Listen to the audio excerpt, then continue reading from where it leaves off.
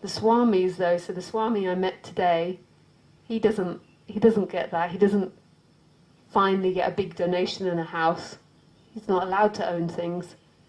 Like, that's his vows, is that he doesn't get to own any of it. He has to live right on the edge of life, in that exciting place where life provides.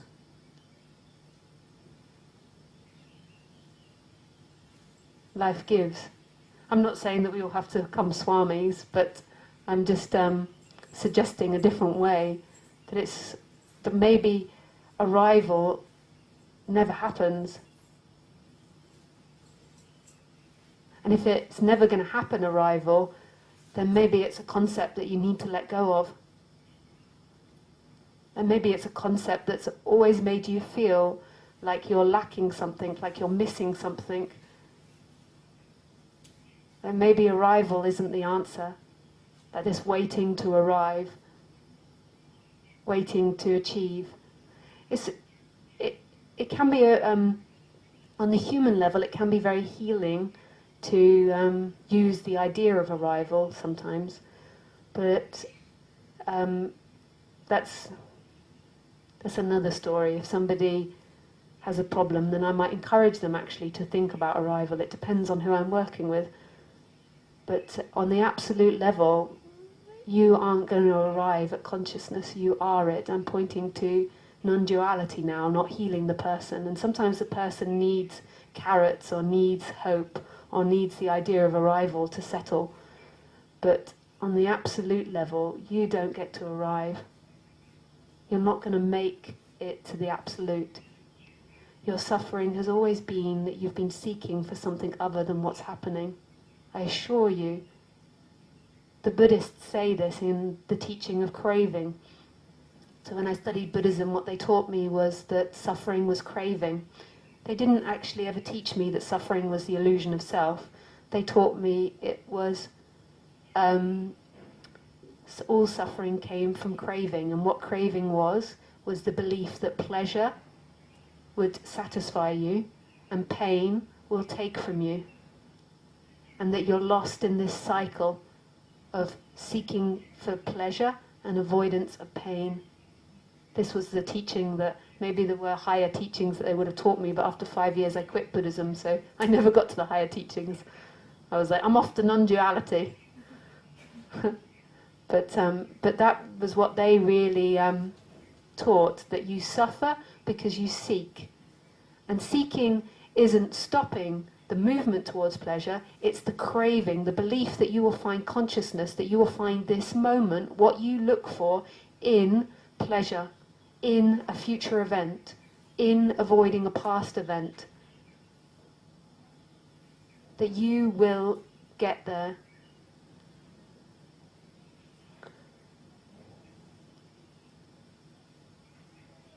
And this isn't true. You could never arrive there. You always have it. So let's look more closely at what consciousness is, what your essence is.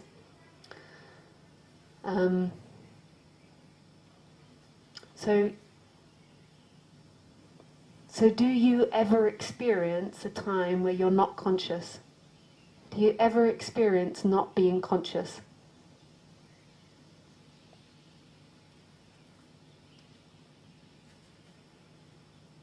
I don't mean conscious as in conscious of your personal dynamics and being conscious of this moment. I don't mean personal attention. I'm not talking about personal awareness. I'm talking about that consciousness that disappears if you go to the doctor and they do an operation on you and they give you an injection and you get knocked out. Do you ever experience life without consciousness? Is life ever separate from consciousness? What your mind does is your mind says, yes, when I'm in deep sleep or when I go to the doctors and they knock me out, I experience without consciousness, but that's not true. There is no experience in deep sleep. There is no life in deep sleep. So I'm asking you if you ever experience life without consciousness. Is life ever separate from consciousness? It's impossible. Like, how would you experience life if there wasn't consciousness? That's totally impossible. There always has to be consciousness when there is life. Life and consciousness are the same. So the next question is are things arising in your consciousness or out of your consciousness? So right now, am I appearing in consciousness or out of consciousness? Is my voice appearing in consciousness or out of consciousness?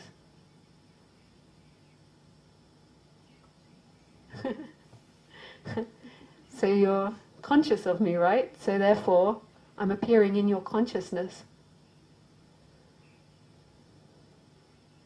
So then the next question is does consciousness ever begin or end?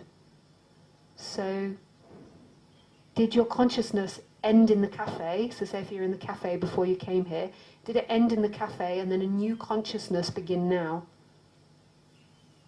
Or is there only ever one consciousness? One moment? So, that consciousness is the same consciousness when you were born, when you were 1, when you were 10, when you got told off, when you were happy, when you were excited, when you were 20, 30, 40. It's the same one consciousness. It never ends. It's always still, and everything is appearing and disappearing in it.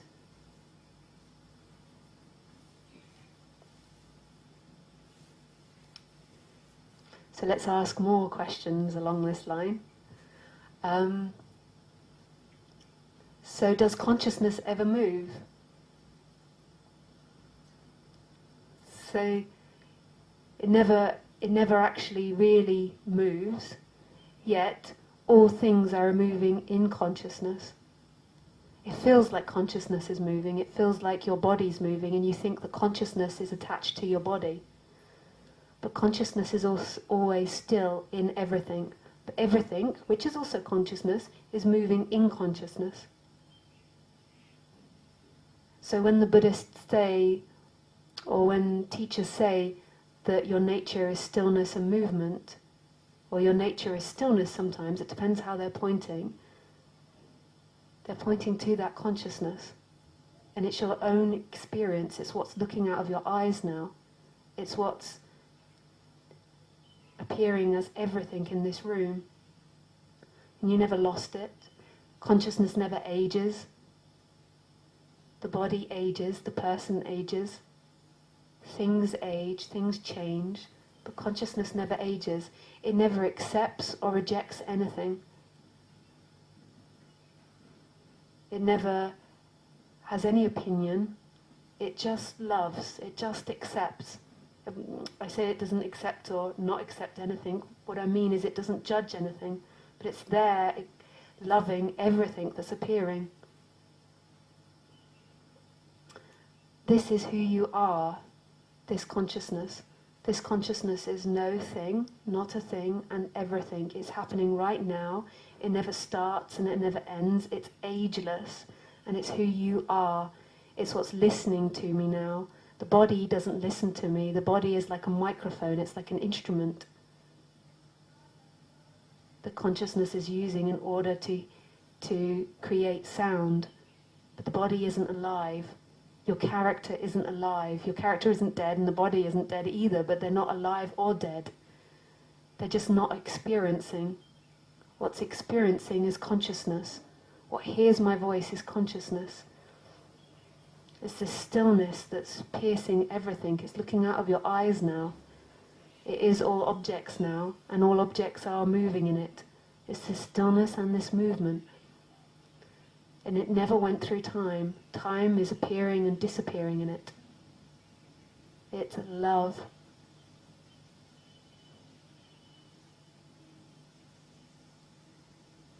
So right now, love is looking at you. Consciousness is looking at you.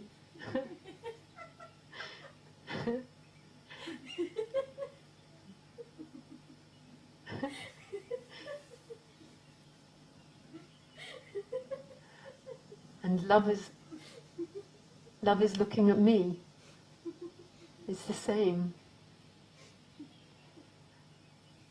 This this is what's been forgotten in the human form. This isn't meant to negate the personality structure. The personality structure is beautiful. Every part of the human level is beautiful. Your apparent wakening process is beautiful.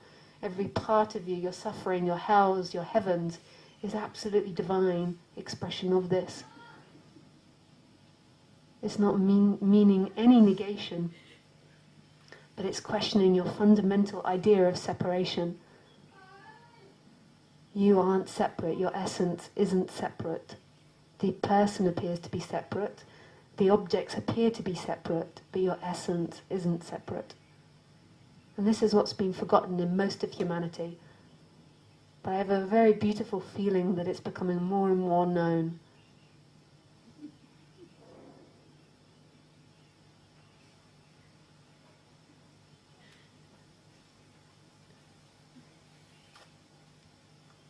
When there's the identification with the personality structure, lots of difficulties rise in that person's life because they always feel cut off from their limitless nature.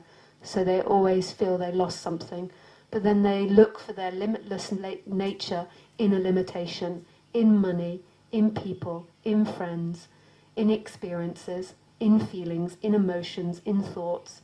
And you will never find your limitless nature in a thing. That's why when we go back to the Buddhist teachings about craving, they say it's the end of seeking, the end of the belief that pleasure will bring you your limitless nature, and pain, the avoidance of pain, will stop you losing your limitless nature. Your limitless nature can only ever be found now in what's happening in your essence, which is here and ever present, and never is born and never dies. So that's non-duality. my best way of expressing it. Well, I don't know if this is the best way, but my best way in this moment of expressing it.